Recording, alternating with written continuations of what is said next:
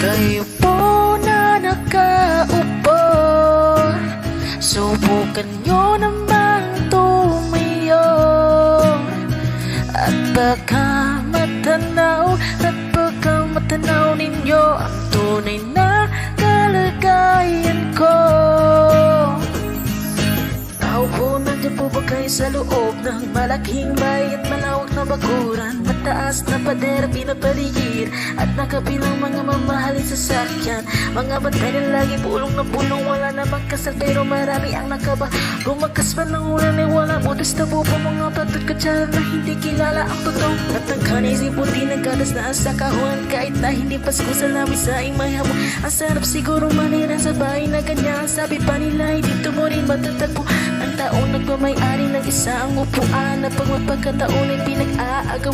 Kaya naman hindi niya pinagkakawalan, kung makita ko lang siya ay aking siisigaw. Ayaw po na nakaupo, subukan nyo namang tumayo, at baka matanaw ninyo ang tunay na kalagayan ko.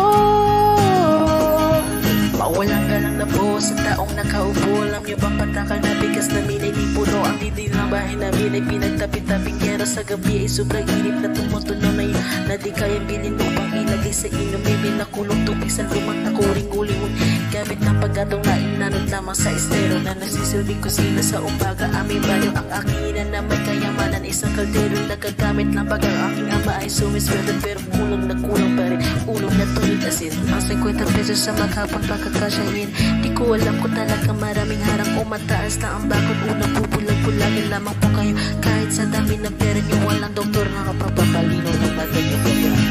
Huwag kang masyadong halata, bato sa langit ang matamaan, huwag magalit. Bato sa langit ang matamaan ay huwag masyadong halata. Huwag kang masyadong halata, huwag kang masyadong halata.